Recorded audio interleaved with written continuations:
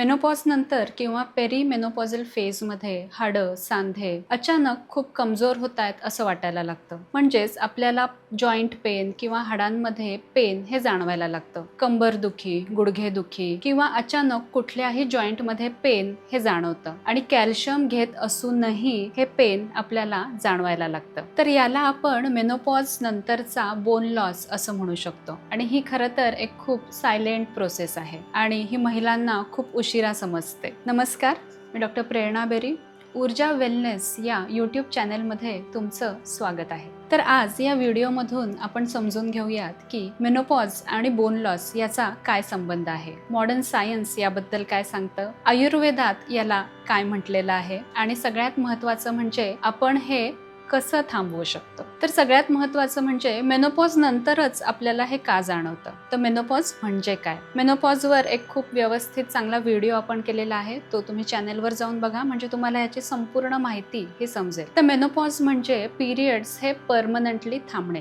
ही process एक साधारणतः 2 ते 6 वर्ष सुद्धा चालू शकते. म्हणजे पेरीमेनोपॉझल फेज ही एवढा काळ ही असू शकते आणि या काळामध्ये आपल्याला एक एक सिम्पटम्स हे जाणवायला लागतात आणि त्याच्यामध्ये सगळ्यात महत्त्वाचं सिम्पटम हे असतं की आपल्याला बोन्स आणि जॉईंट्समध्ये पेन हे हळूहळू जाणवायला लागतं. याचं सगळ्यात महत्त्वाचं कारण हे असतं की इस्ट्रोजन हार्मोन हे कमी व्हायला लागतं, इम्बॅलन्स व्हायला लागतं. महिलांसाठी इस्ट्रोजन हार्मोन हे खूप महत्त्वाचं असतं. याच्यामुळे कॅल्शियम ॲब्झॉर्प्शन हे चांगल्या पद्धतीने होतं. बोन फॉर्मेशन वाढवणं हे सुद्धा त्याचं एक काम असतं आणि बोन ब्रेकडाऊन करणं सुद्धा कमी करतं. प्रामुख्याने मेनोपॉझल फेजमध्ये इस्ट्रोजन हे कमी झाल्यामुळे हाडं तुटणं किंवा जॉईंट पेन हे वाढतं आणि बोन फॉर्मेशन हे कमी होतं. आणि ह्याचाच एक सगळ्यात महत्त्वाचा परिणाम हा असतो की बोन डेन्सिटी ही कमी होते, ज्याला आपण ऑस्टिओपेनिया किंवा ऑस्टिओपोरोसिस असं म्हणू शकतो. मेनोपॉझल फेजवर खूप सारे रिसर्च वर्क सुद्धा झालेलं आहे आणि स्टडीज हे असंच सांगतात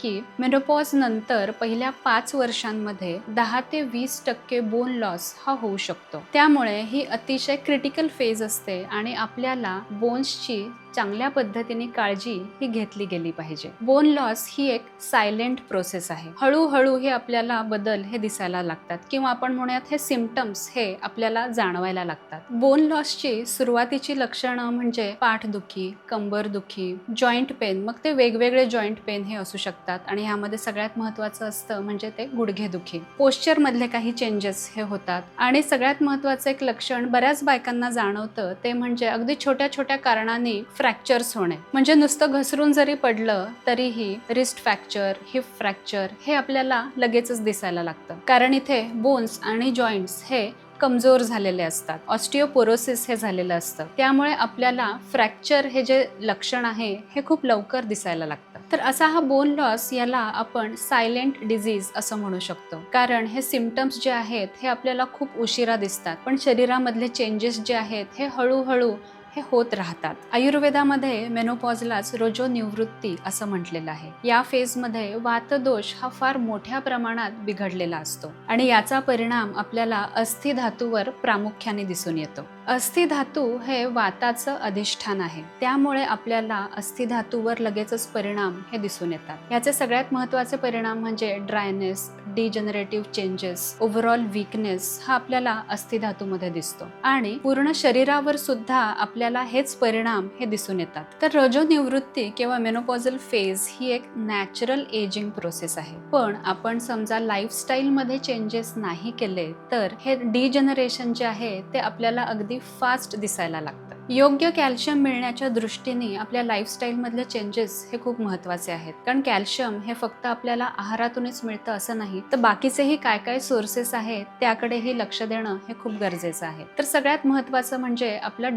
डाएटमध्ये आपण दूध, तीळ, नाचणी हे आपल्या आहारामध्ये ठेवणं हे खूप गरजेचं आहे. विटॅमिन डी हे सुद्धा खूप महत्त्वाचं आहे आणि ह्याचा एकमेव सोर्स तो म्हणजे सूर्यप्रकाश. त्यामुळे मॉर्निंग वॉक ही गोष्ट अगदी कटाक्षाने प्रत्येक महिलेने ही केलीच पाहिजे. कॅल्शियम बरोबरच आपण प्रोटीन, मॅग्नेशियम, विटॅमिन के हे सुद्धा योग्य मात्रेमध्ये घेतलं तर त्याचा फायदा आपल्या बोन फॉर्मेशनला हा चांगल्या पद्धतीने होतो आणि यासाठी आपण डाळी, मूग, पनीर, लिफी व्हेजिटेबल्स हे अगदी रेग्युलर आपल्या डाएटमध्ये ठेवलं पाहिजे. काही गोष्टी अवॉइड करणं हे सुद्धा गरजेचं आहे, कारण त्यामुळे कॅल्शियम ॲब्झॉर्प्शन हे कमी होऊन जातं. यामध्ये सगळ्यात महत्त्वाची गोष्ट येते ते म्हणजे चहा आणि coffee. Cold drinks, soft drinks हे सुद्धा येतात. प्रोसेस्ड फूड, त्यानंतर जंक फूड, पॅकेट फूड हे अवॉइड केलं पाहिजे. सगळ्यात महत्त्वाची गोष्ट लक्षात घेतली पाहिजे ते म्हणजे बऱ्याच महिला ह्या कॅल्शियम सप्लिमेंट घेत असतात, तरीही त्यांना बोन्स आणि जॉईंट्सचं पेन हे जाणवत असतं. तर इथे एक गोष्ट महत्त्वाची लक्षात घेतली पाहिजे की कॅल्शियम ॲब्झॉर्प्शन, आणि हे ॲब्झॉर्प्शन चांगलं होण्यासाठी म्हणून विटॅमिन डी आणि K2 हे असणं हे गरजेचं आहे. हे आत्ताच मी तुम्हाला सांगितलं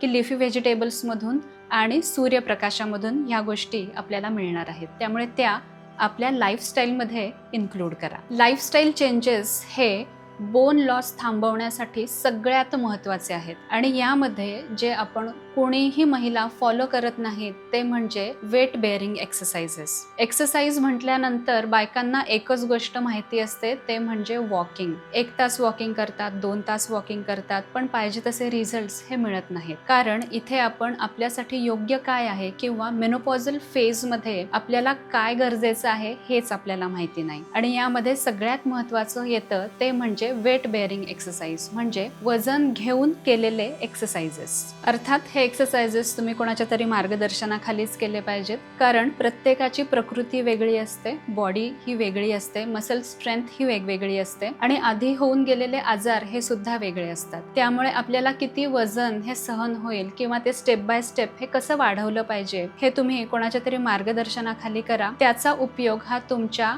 हाडांच्या मजबूतीसाठी होणार आहे. लाईफस्टाईलमधले अजून चेंजेस म्हणजे सनलाईट एक्सपोजर. ह्याच्यासाठी तुमचा मॉर्निंग वॉक 15 ते 20 मिनिटं हा खूप गरजेचा आहे. त्यानंतर स्ट्रेस मॅनेजमेंट ही सुद्धा खूप गरजेची आहे, कारण कॉर्टिझॉल हॉर्मोन हा तुमचा बोन लॉस हा वाढवतो. त्यामुळे स्ट्रेस मॅनेजमेंट करण्यासाठी तुम्ही मेडिटेशन, योगा, प्राणायाम हे नक्की फॉलो करा. योग्य प्रमाणात झोप ही सुद्धा खूप महत्त्वाची आहे, कारण त्यामुळे आपल्या संपूर्ण शरीराचं रिपेअरिंग प्रोसेस ही झोपेमध्ये होत असते. बोन हेल्थसाठी आयुर्वेदामध्ये अतिशय छान पॉवरफुल थेरपीज किंवा ट्रीटमेंट्स ह्या सांगून ठेवलेल्या आहेत. यामध्ये सगळ्यात महत्त्वाचं ते म्हणजे अभ्यंग ऑइल मसाज. याने सगळ्यात महत्त्वाचं म्हणजे वाताचा बॅलन्स होतो, मसल्सला स्ट्रेंथ मिळते, जॉईंट्स आणि बोन्सला स्ट्रेंथ मिळते, आणि सगळ्यात महत्त्वाचं म्हणजे जॉईंटला चांगल्या पद्धतीची नरिशमेंट मिळते. त्यामुळे तुम्ही अभ्यंग मसाज हा तुमच्या अगदी डेली रुटीनमध्ये आणला तरीही चालणार आहे, किंवा आठवड्यातून एकदा, 15 दिवसातून एकदा अभ्यंग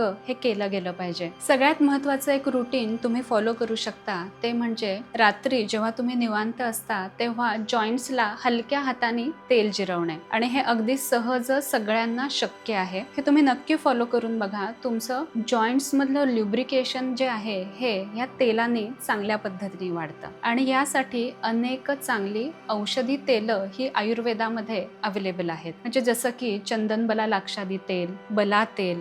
समजा तुम्हाला पेन असेल तर सहचर तेल, दशमूळ ऑइल ही ऑइल्स तुम्ही डॉक्टरांना कन्सल्ट करून नक्की वापरू शकता. बस्ती हे पंचकर्मातलं अगदी रामबाण उपाय हा तुमच्या बोन लॉससाठी किंवा असणाऱ्या तुमच्या बोन आणि जॉईंट्स रिलेटेड आजारांसाठी अतिशय उत्तम आहे. बस्ती वाताच्या इम्बॅलन्ससाठी अतिशय चांगली ट्रीटमेंट आहे. बोन डिजनरेशन हे चांगल्या पद्धतीने स्लो डाऊन होऊ शकतं बस्तीमुळे. बस्ती ही इफेक्टिव्ह का होते तर यामध्ये आपण वेगवेगळ्या औषधी वनस्पतींचे काढे किंवा वेगवेगळी तेलं ही आपण वापरतो. ज्या पद्धतीचे बोन्स आणि जॉईंट्स प्रॉब्लेम्स आहेत त्या पद्धतीने आपण बस्तीमध्ये चेंजेस हे करू शकतो. म्हणजेच आपण वेगवेगळी औषधी द्रव्य याच्यामध्ये वापरू शकतो. आपल्या चॅनलवरती बस्तीवर एक व्हिडिओ केलेला आहे, पंचकर्मा या नावाने तो व्हिडिओ आहे, तो जाऊन तुम्ही नक्की बघा.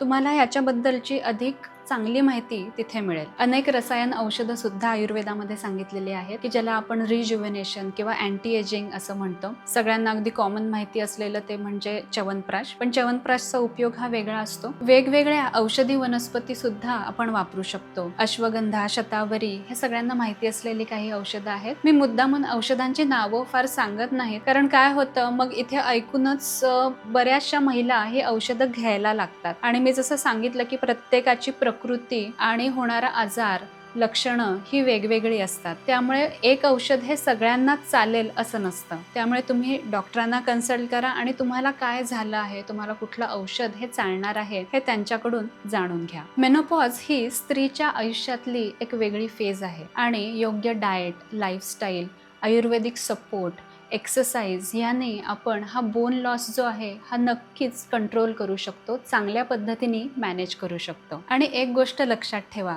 तुमचे बोन्स आणि जॉईंट्स समजा स्ट्रॉंग असतील तर तुम्ही नक्कीच इंडिपेंडंट लाईफ हे जास्त काळ जगू शकाल. हा व्हिडिओ तुम्हाला आवडला असेल तर तुमच्या ओळखीच्या महिलांना, मैत्रिणींना नक्की पाठवा आणि अशाच चांगल्या हेल्थ टॉपिकसाठी चॅनेलला सबस्क्राईब करायला विसरू नका.